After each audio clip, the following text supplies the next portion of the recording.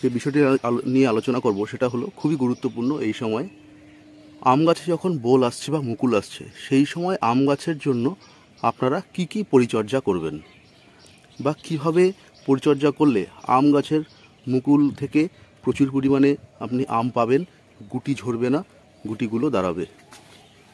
দেখুন বন্ধু, আমি একটু আমার এই আম গাছটিকে একটু দেখানোর চেষ্টা করছি। আমার এই আম গাছটির বয়স 1 বছর 2 মাস। 1 বছর 2 মাস আগে আমি এই আম গাছটিকে লাগিয়েছিলাম। আজকে দেখুন মুকুল প্রায় সব ডালই এসে গেছে। এই মুহূর্তে, এই সময় এই গাছের কি পরিচর্যা করবেন মূলত আমি দেখিয়ে দিই। আমার এই গাছটি এই ধরনের একটি ছোট চারিতে রাখা আছে। গাছটির এই রূপ আছে বর্তমানে। তো এই ধরনের একটি গাছকে যদি সঠিকভাবে পরিচর্যা করতে হয় বা এর মুকুলগুলোকে যদি সঠিকভাবে রাখতে হয়, তার জন্য আপনাকে কি করতে হবে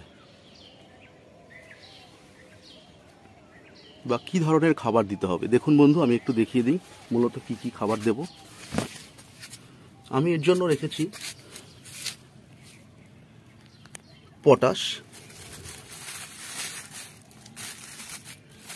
রেখেছি 10-26-26 NPK, রেখেছি ফসফেট DAP সার, রেখেছি নিমখোল এবং আমি রেখেছি বোন ডাস্ট বা হাড়ের গুঁড়ো। এগুলোকে কি করব, এগুলো আমি গাছের সামান্য পরিমাণ অনুসারে, গাছের যে সাইজ আছে সেই সাইজ অনুসারে অল্প অল্প করে আমি প্রয়োগ করব। দেখুন বন্ধুরা, আমি কীভাবে প্রয়োগ করছি।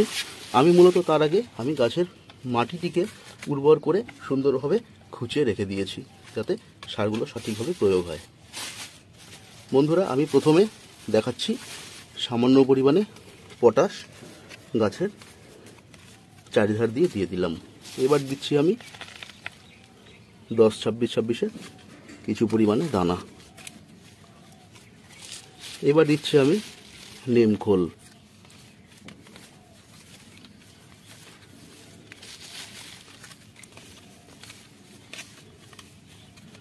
এবার দেবো আমি কিছু পরিমাণে ফসফেট বা DAPর দানা। আর দিচ্ছি বোন ডাস্ট বা হাড়ের গুঁড়ো। দেখুন বন্ধু, এই মোটামুটি এই খাবার আপনি যদি দিতে পারেন, তাহলে আপনার গাছে ফুল ফলের ধারণ ক্ষমতা বাড়বে। কারণ পটাশ এবং ফসফেটে আছে প্রচুর পরিমাণে গাছের ফুল ফল আনা এবং ফুল ফল যাতে ঝরে না যায় এবং তাদের গোটা শক্ত করবে, সেই ধরনের খাবার যা গাছকে সুষম খাদ্য দেবে এবং গাছকে শক্ত সমর্থভাবে গাছের যে মুকুল আসবে সেগুলোকে শক্ত রাখবে এবং তার থেকে ফলের সম্ভাবনা আপনার বাড়িয়ে তুলবে।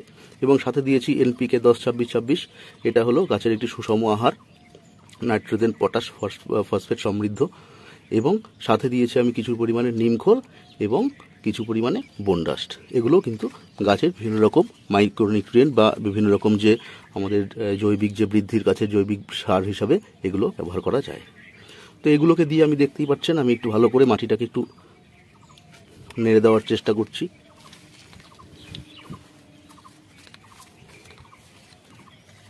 ভালো করে মাটিটাকে নেড়ে দেবেন।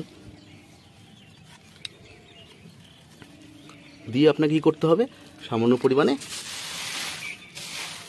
জল দিতে হবে। দেখুন বন্ধু, আমি কী করছি, চারিধার দিয়ে অল্প অল্প করে গাছে গোড়ায় জল দিয়ে দিচ্ছি। এই হয়ে গেল গাছের নিচের পরিষেবা বা গাছের সার। এবার আপনাকে কী করতে হবে, আপনাকে 15 দিন অন্তর অন্তর, 10 থেকে 15 দিন অন্তর অন্তর পাতলা খোল পচা জল এবং সেই খোল পচা জলের যে পাওয়ার কীভাবে 20 গুণ বৃদ্ধি করা যায় তা কিন্তু আমি আমার আগে ভিডিওতে দেখিয়েছি। কীভাবে খোল পচা জল থেকে জৈব সার তৈরি করে আপনি আপনার গাছের দ্বিগুণ বৃদ্ধি করতে পারেন, সেই সম্পর্কে আমি আমার চ্যানেলে দেখিয়েছি। বন্ধুরা, যারা এখনও দেখেননি আপনারা দেখে নিতে পারেন। আর এই সারটি দেওয়ার পর আর আপনাকে কী করতে হবে, 15 দিন অন্তর অন্তর আপনি মিরাকুলান স্প্রে করতে পারেন।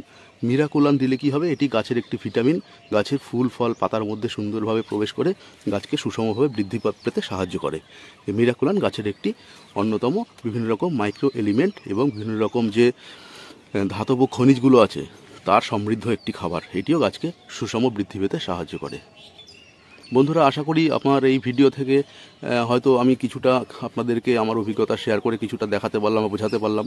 আমি এই পদ্ধতিতে করে আমি গাছ থেকে প্রচুর পরিমাণে রেজাল্ট পেয়েছি, ভালো ফল পেয়েছি, এবং গাছকে সুষমভাবে সুন্দরভাবে রাখতে গেলে যা যা পরিচর্যা প্রয়োজন আমি আমার এই অভিজ্ঞতাই আপনাদের সাথে শেয়ার করলাম। বন্ধুরা, যদি আমার ভিডিওটি ভালো লাগে আমার চ্যানেলটিকে প্লিজ সাবস্ক্রাইব করবেন যারা এখনও করেননি বা দেখা সম্ভব হয়নি, এবং লাইক কমেন্ট করতে ভুলবেন না, এবং শেয়ার করবেন, কারণ শেয়ারিং ইজ কেয়ারিং।